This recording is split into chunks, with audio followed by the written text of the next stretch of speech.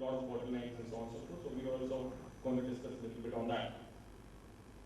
So on that note, I want each one of them to introduce themselves for about a minute. Start with Pratap. So I guess I'm a lot more on home turf over here because I have done my MBA from Hyderabad. So from the IIM-B, from IIM-B, from the Institute of Business. I've also been a procurement consultant and research professional for all of my career before I started up with Archipelago Technologies. So basically in the mobile app development, and we have a couple of products which we have launched. One is Glide, which is a digital business card sharing application, and another one which is into pet products and services called Puppy. I guess more on that later, but that's a quick introduction.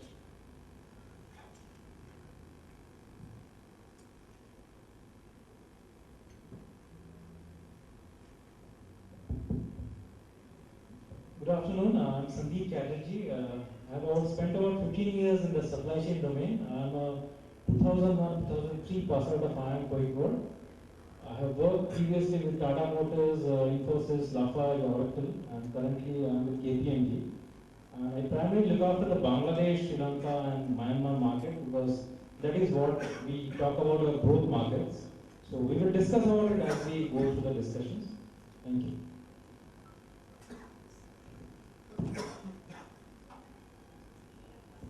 Good afternoon, everyone. I'm Praveen, Gupta. I had a company called Koolkutir.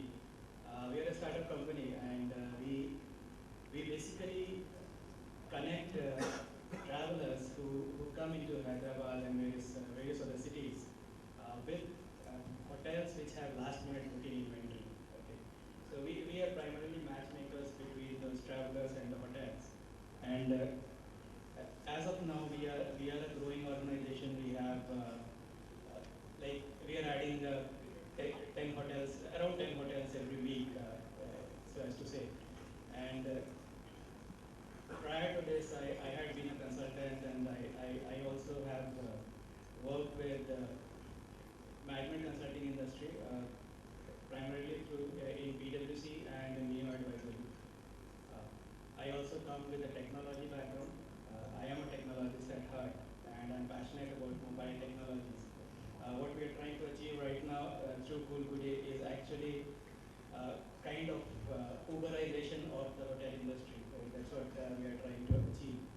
And I'm looking forward to this discussion. Thank you. Thank you. Hi, my name is Dinesh, Koka. I'm the co-founder of eKincare. We are a healthcare data and analytics company based out of Hyderabad. We primarily help people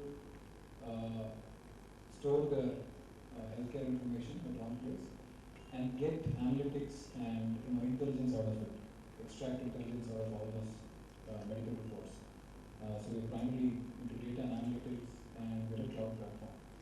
My background is, I worked in GE Healthcare, so my background is in healthcare industry. I worked there for 12 years. Prior to that, of course, like mentioned, I'm from IIM-Nov, and looking forward to this discussion. All right, thanks a lot for the introduction. So to go with the first question that I have for panelists here is that, to begin with, I'm maybe asking this question to Praveen. How did you assess this opportunity? And beyond assessing the opportunity, this is, I don't know how you treat Koolkutir. Is it a competitor to OYO or Zorooms in the whole segment of this Uberization and urbanization? Okay, let me answer that. So when you try to fit in one concept to another, I think it would be injustice to it. Okay? So we are not trying to fit this into OYO or Zorooms. What for any entrepreneur, for that matter, I think the important part is getting the market to change so that, or basically change the consumer behavior itself, so that you are able to tap that market. Okay, and what if you look at Ola, for example, Uber, for example, what they have done differently is that not that they have adapted to the market, but what they have done differently is they have actually changed the behavior of the consumer, who traditionally traditionally would procure taxi services by prior booking, they changed that behavior to ensure that taxis are procured ad hoc, right? When taxi services are procured ad hoc, that means what you are making a statement that taxi services are not a scarce commodity. You don't have to worry that you will not get a taxi if you are going to the airport, right? So the market behavior has been changed, and that's what we are trying to achieve in with Koolkutir. Okay, with Koolkutir, what we want that when a customer or a traveler comes into a city, they should not even have the or rather they shouldn't have the thought that okay, I should have booked my hotel in advance, because hotels are aplenty. Okay? There is a plethora of hotels and there is no supply issues. Okay? When you reach a place, you can get a hotel. Okay? When the consumer behavior changes to that extent, that's when you would consider Koolkutir as a successful company. Because as of now, what is happening is that people are traveling, they're making their advance booking arrangements, and then they are traveling. Okay, we don't want that to happen. We want it to happen just like it happened for taxis. Right? Earlier, you used to book a taxi one day in advance. Now, what you do, you just when you're going to the airport, you book it 15 minutes in advance, and you get the cab. So that's how we want the rest of the travelers to do. When the travelers arrive at Hyderabad airport, they should look for a hotel right there and they check in instead of finding something so far ahead of time. Okay, so that's exactly the model we are trying to achieve, and we are trying to connect each and every sector, regardless of whether it is a high end or a low end. Okay, and that connectivity happens through mobiles, because as of now, hotels don't have electronic front desk. Most hotels, if you see in across the country, especially the non-star ones, don't have electronic front desk, don't have any way of keeping their room inventory updated in some centralized location. And that's what we are saying there. You don't need to have an electronic front desk. Use your own mobile to ad hoc immediately tell the end customer that hey, I have an availability. You come and check in. Okay, that's what the concept is all about. Does it answer? Absolutely, thanks a lot. And passing on to the question to Dinesh Koka. Dinesh, see, you were into kind of a model where it's very difficult for doctors to adapt technology. You were asking doctors to possibly look at or possibly people working in the hospitals. So how do you see this opportunity, and what kind of marketing and market analysis and understanding that you had when you jumped onto this opportunity? Great question. So we primarily build this platform for people like us, and rather than doctors, right? Exactly like you mentioned, my experience from working in GE Healthcare, I manage the healthcare IT business. So to your point on insights, so I got a lot of insights from there. Most of the healthcare tech platforms are built for hospitals and physicians, right? And they typically run into the issue of data entry. So we moved away from that, and we basically built a consumer platform. So this is a platform for users like us who want to take control of our health, and at the same time, make it easy for us to store our medical records. We solve two things, right? Where is your medical record, and are all your medical records at one place, right? Typically, people struggle to answer this. So we put all those medical records on the cloud and digitize that, right? And get intelligence out of those records as well, right? So that's what we did. The next thing that we did is, once we digitize the data, we go into algorithms. See, what do you do with your medical records? You typically go to your physician, share that, and ask for advice, right? We try to mimic at a certain level on the cloud platform. We have algorithms which actually calculates health risk, right? These are your biometric data, this is your health risk, this is your lifestyle data. This is what we will calculate and show you as a health risk. And then the next phase what we're getting into is, what do we do with that intelligence, right? Reach out to a service provider, reach out to a physician, reach out to a hospital, which is the place. We are just getting into that area where you mentioned, where we're going to start interacting with those service providers. We've done well with integrating diagnostic services, right? People who want to get a follow-on health check, so we integrate about 1,500 plus onto the network. The next piece is we're just getting into physicians, and discussions are encouraging, and you try to make it as as user friendly as possible with the design, with the ubiquity of the application. And then as we do so, a lot of these requirements are coming out as pull from our consumers, right? They want to, what they want to do with their own healthcare data just to digitize. That's what we're getting into. Answer your question. All right, thanks a lot. So Sandeep, coming to you. A lot of people say that we kind of neglect our neighbors, Myanmar and Bangladesh, and in the last 3-4 years we've seen a lot of investments happen in those places, like Rocket Internet or Daraj who is coming. And you've been working in the market, what kind of opportunities do you see there for Indian entrepreneurs or possibly startups who have already been here for about 3-4 years in India? What kind of opportunities do you see for those startups in India and entrepreneurs in India in Bangladesh and Myanmar markets? So when we decided to set up a Bangladesh office, the thing is developed markets have become stagnant. Also, we didn't have much traction in India. So when we decided to look at Bangladesh, we saw that there is a huge opportunity in the sense that there is no middle class as such. There is either an upper class or a lower class. But when we analyzed it, we saw that there's we call it as a MAC class, this affluent class, which is about 7%, and we are predicting that it is going to grow up to 20%.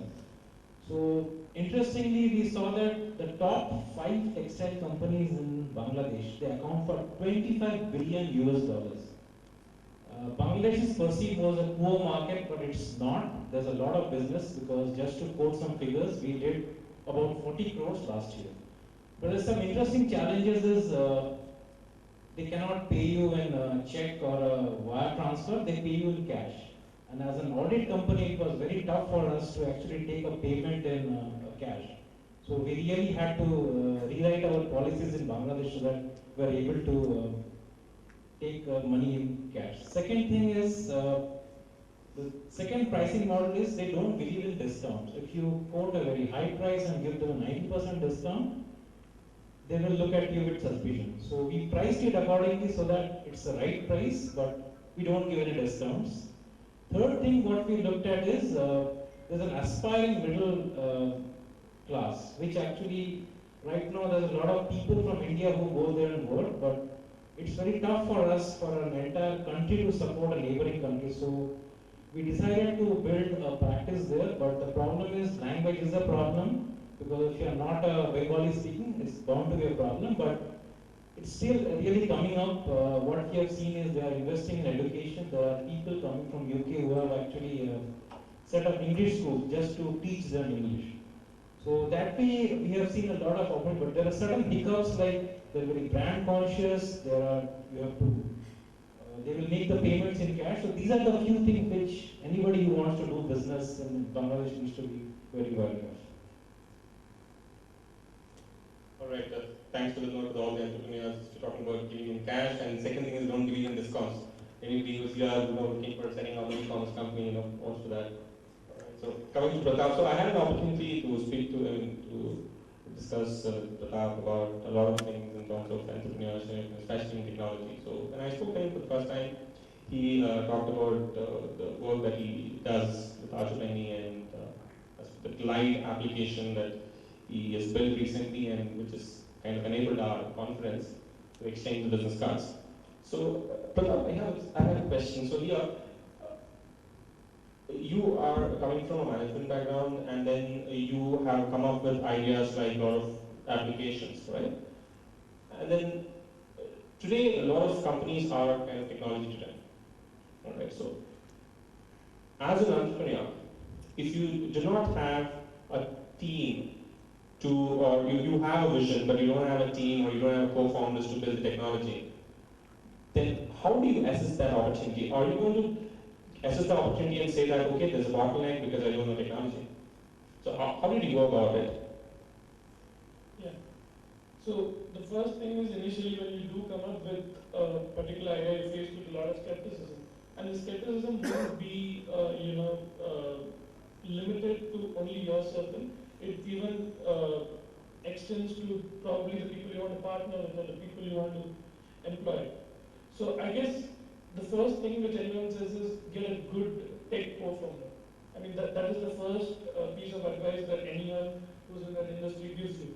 But I think from my experience, personal experience, good or bad with co-founders, I think what I would suggest is look at your co-founder like your potential investor. So, obviously when you go to an investor at the early stages, the terms are not going to be favorable at your end. And also the number of people from whom you can choose, because choosing the right investor is also really important, would be a lot less than what would be the case if you had, let's say, that initial traction. I think the same thing goes for a co-founder. If you want to look at the wider array of people, maybe the cream of the crop, I think after you go with that initial traction, and then you look for a co-founder to take the product to the next level, it'll be better. But in that case, then who does your entire thing? So I think the ecosystem is good enough that there are a lot of companies, boutique companies, which are catering, so do we, for people who want to make an application or web or mobile to get it out there. But I think, you are always flexible. As an entrepreneur, I guess your mind is always flexible. Today I heard about 10 things and I want to make 20 changes on my app. But that's not the way a tech guy would work. Right. So I think the most important thing is to translate to them. They're very competent, but is to translate to them and have that constancy in the kind of things that you talk about. And let that bill get over and then, translate your thoughts to them. So I think that is the key. If at a very early stage, I think that is the key to get your product out. All right, thanks a lot. So was it very challenging, Pratap? Yeah, I mean, Did you call it as one of the bottlenecks in executing an idea? Absolutely, absolutely. When you say the lack of, that tech infrastructure which is there around you, and probably the lack of willingness of someone to initially, hedge that, place their bets on your thing, yes, it's a quite a big challenge. All right. So this question is to all the panelists here. I need one biggest bottleneck that you faced. Of course, Pratap has done with those of bottleneck, so he discussed about it. So I want you to also give us a little quick brief on the biggest bottleneck that you faced and how you come across. Sure. I would say biggest bottleneck other than selling the concept, right? Because Right. if it's a startup, it's a new concept altogether. I think one of the biggest challenges that we had is around hiring. It's very cool. Startup has become that buzzword. It's very cool. People who are getting out of their industries are wanting to get into startups. But when you're an early stage startup, you're about 6-7 months old. How much ever background the founders and co-founders bring to the table, to the game, that is something that we really found it hard to solve. Because as a startup, we were wanting to run at 200 kilometers per hour, right? And for us to do that, a lot of key functions, including tech, including digital marketing, right? These are all very key to show traction and get that growth on a monthly basis or even on a weekly basis. So getting guys convinced, right? Selling the story to investors was much easier than selling the story to new recruits, right? That's what we found, because there were so many offer letters that we gave and people just didn't turn up. So there were a few days, few weeks where we were actually disheartened, saying that what the hell is going on? What are we doing? We're not so bad. But then we asked around. I chatted up with a lot of founders, and we basically came to realize that this is the story across, right? I think startups are creating that artificial bubble, right? So many offers floating around. So my advice is only, just be credible. If you are interviewing with a startup, be clear what you want to achieve, right? That's the conversation we converted it to. Be clear what you want to do. This is what we put everything out on the table. This is what we are. This is how we want to grow. We are funded. We are VC funded, but that doesn't convince people, right? They really want to make that switch from corporate, solid, that background, protected company, and creating to a startup. It's a big switch. But luckily enough, at the end of the process, we've been able to get bang on guys. Really solid guys, like I mentioned, for our CTO, for our head of digital marketing, we got an IIT Chennai to come in for tech. I had a junior of mine from IIMs to come in and take over digital marketing. So the process, at the end of the process, I think we were pretty happy. But yeah, that was, if I had to pick one issue which was shared the biggest headache, hiring, I would say. Okay, so as an entrepreneur, firstly, there will be no dearth of challenges. Okay, you will have challenges if you are a tech entrepreneur. You will have challenges if you are a non-tech MBA entrepreneur. Okay, because as an entrepreneur, you are running an entire company wherein you will be running technology, you will be running sales, you will be running everything. You will be running graphic design, just to say. So it's like I don't envy the folks who are purely into technology for the fact that, and they are entrepreneurs, for the fact that okay, it's easy for them because they can create the solution. It's probably easy for them, they could create the solution, but it will be difficult for them to go to market.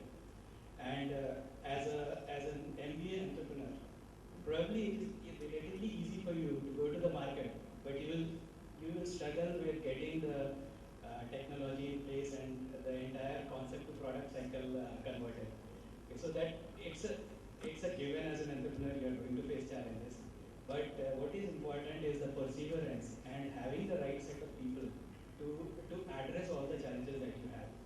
Okay, and as mentioned by you, actually the primary challenge we also faced was in getting the right set of resources on board, and especially on the sales team front, because those were the folks who would be driving our product, and those are the folks who would be the face of the company to the end customers. They are on the field, they are speaking to clients, they are speaking to the customers. So those challenges are there, but I think it's not unaddressable, and I personally do not think that we should try to address all the challenges by adding more founders. Okay. Your founders are your best friends at day and at night. Okay. They will be working throughout the day and throughout the night with you. So you have to have founders who you trust and who have complementary skills. I think it's good to have founders who have complementary skills so that you are able to offload some of the really stuff which you are not so comfortable with to the founders. But at the end of the day, how you are able to manage the pressure and outsource part of the work which you don't think is possible within the confines of your company, outsource it intelligently, that will define how well you are going to grow as a startup. Right, thanks a lot. We have one last question before we go house open for questions. So this is to Sandeep. So Sandeep, so you talked about the Southeast Asian market, and you also worked in India for a very long time with a lot of companies and so on. So I would like to ask you this. So how different is it going to be, or rather, will it be any better for the next generation entrepreneurs, or for when it comes to taking the Bangladesh, Myanmar, India as one common market to sell products or build companies? One thing is very clear that if you are looking at a margins are not there in that market. But if you are thinking of a top line growth, that is the market to win. And the difficult part is if you go to Bangladesh, if you try to put any local people there, they will not accept it. We got projects on the condition that there will be no Bangladeshi in the project. So this is the challenge which we have, that India has to support whole of Bangladesh. Of course, what we are doing is maybe we are putting one or two people from the local, but there's a huge resistance because they don't trust their own people. So that is what is the problem. You have any 2 cents to startups in India? Sorry? You have to say something to startups in India.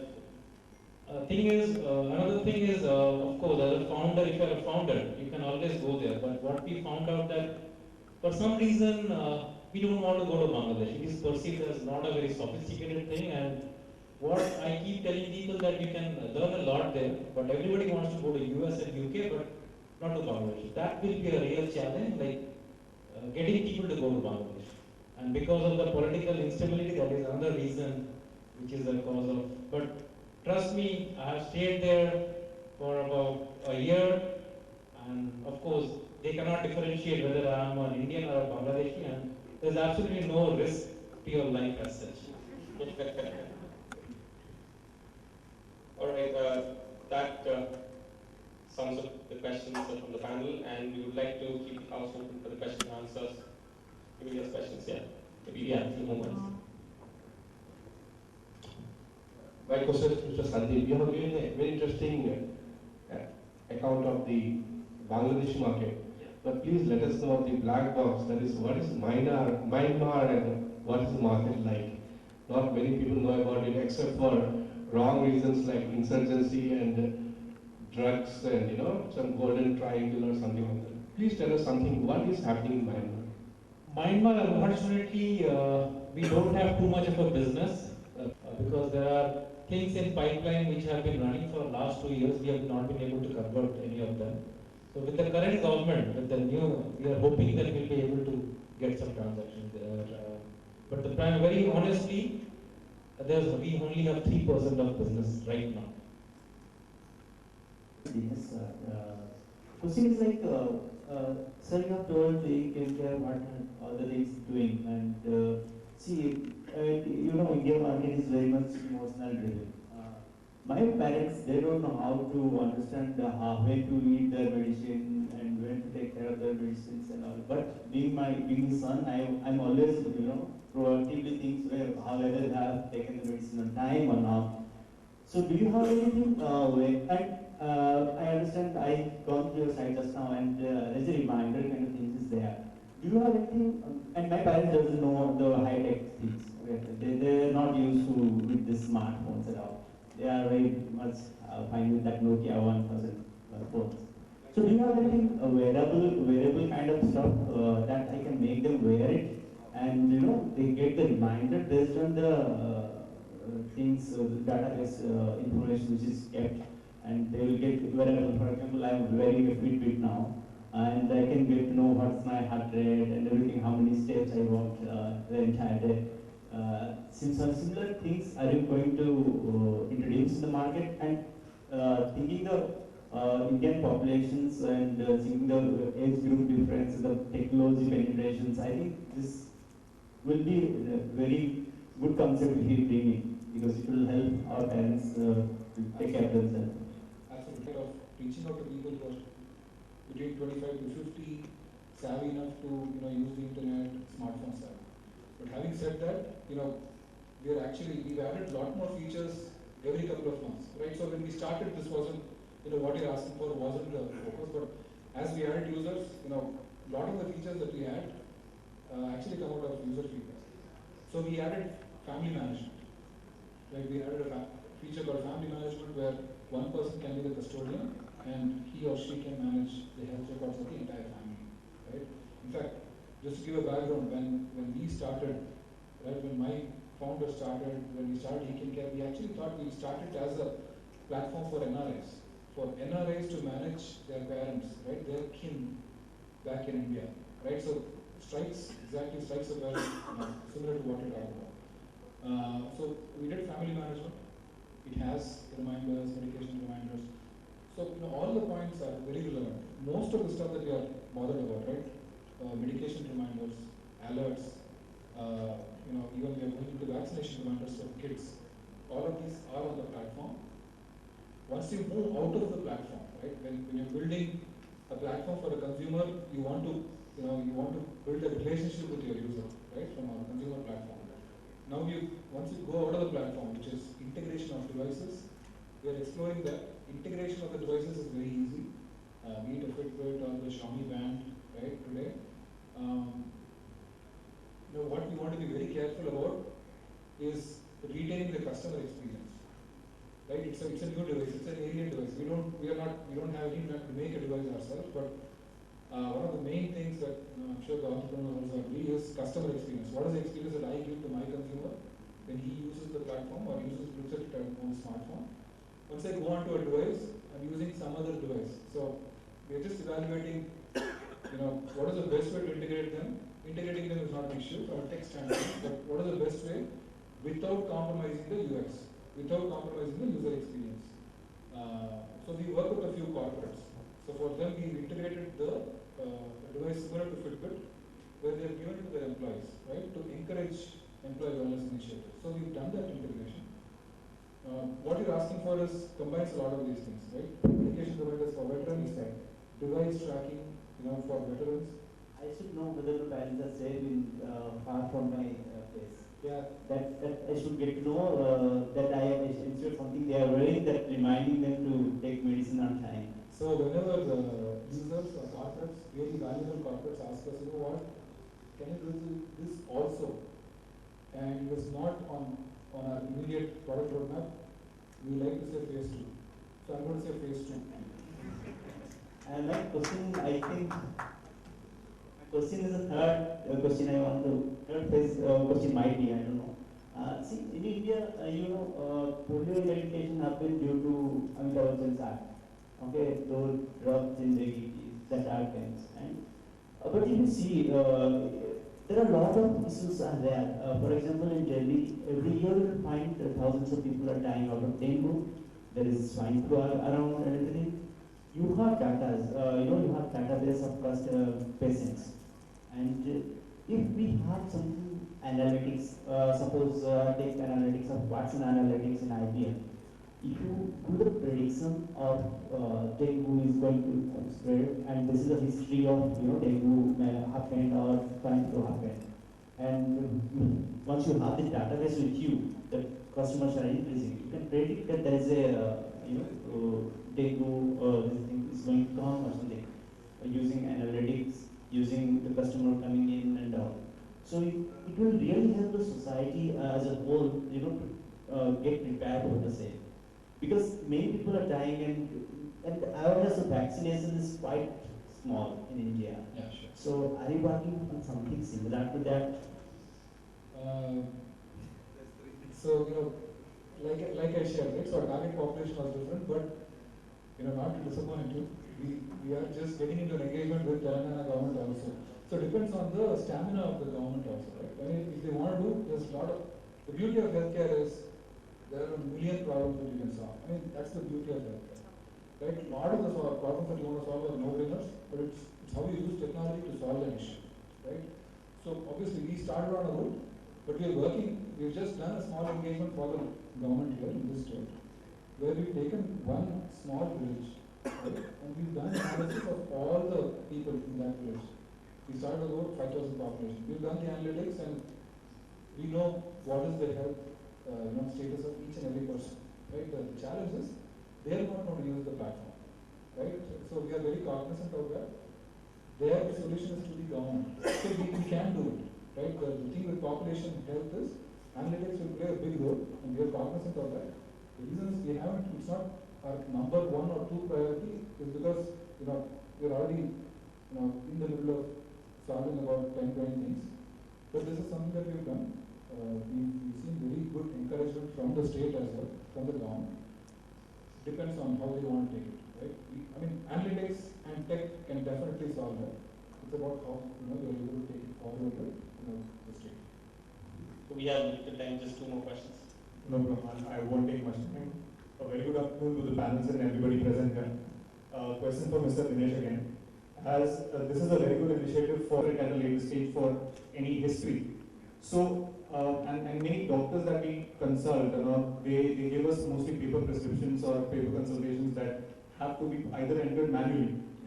So in that case, what are the steps being taken by your company so that the doctors will also be at ease and also the user would be at ease in entering all the records for future records? Wow, each and every question is a new feature we are adding on the platform. So I didn't sorry guys, disclaimer, I don't know these guys. We shake hands after the meeting, but so the way we are trying to solve. So we started by saying that we will digitize each and every piece of document that a patient comes back with, right, from a clinic or a hospital. So that includes a doctor prescription. So what goes in the prescription is medication, reminders, and the frequency. So we digitize that and we give those reminders. But still, I think you touched upon a very good point, which came up earlier as well with me, is how do you make doctors enter data? So today we don't make doctors enter data, right? We use a combination of machine learning, which is OCR. We try to train the OCR as much as possible, but in India, OCR will fail for at least 50% of the cases, at least. So we also use a manual digitalization process. So we use MLD plus, manual digitalization to convert all that information in a prescription, right? We are doing a small experiment. We just released an app which is specifically for the doctors. So we push out a QR code on each of the patients. So they scan the QR code and immediately the entire health record of the patient is in front of the doctors. So that's an experiment we're doing. We just signed up about 100 doctors in Hyderabad, Depending on the lessons that we learn from that experiment, we maybe correct it and make it grow. So, but at no point, I don't want to say never, but at no point are we thinking of making it a platform for doctors in terms of entering data. We might integrate with other startups who are doing great job, who are doing great work in terms of capturing online prescription. There are a few startups there. So maybe we will work with them. We don't want to solve all the issues in the healthcare ecosystem. Maybe we will plug into that startup and be able to pick up prescription data. So that is what we are trying to do. Just like the app that Pratap has developed regarding the visiting cards, is a very great initiative because I know at the end of the moment, if we have a similar meeting or conference that we have to do, and say if in any case, I've seen people do that, network with since morning, and many people are not having their visiting cards on hand. And I just spoke with Pratap regarding the app being very helpful. So there might be a possibility where such a thing can be. Absolutely. No doubt about it. I mean, in fact, Pratap also has healthcare in his mind, right? You are thinking of, at maybe phase 2 or phase 3, you have something for healthcare. But it's still under wraps. We just want to discuss that. If the last question is for the panelists, would be appreciated. Yeah. So this question is from Mr. Praveen. I really like thereafter make the booking. So what are the efforts to ensure that it's a reliable and credible service, as well as you are giving a good standardized service to the customer? So what are the efforts happening on that front? Okay. So just like most have a grasp on the price band that the customer is looking for and the price band that the room comes at. And if you are able to give a decent discount over that price band, essentially you invariably end up putting the customer at an experience level which is beyond their expectations. Okay, and that's what we are trying to achieve through various ways. Okay, price band is one thing. We have elaborate audit procedure for the hotels to ensure that we know exactly what is this hotel scoring vis-a-vis a customer's requirement. So we have a profile of the customer, and we have a score of the hotel or the room that the customer is presently bidding for. Koolkutir is a bidding model. It's a model where the customer says, okay, this is my budget.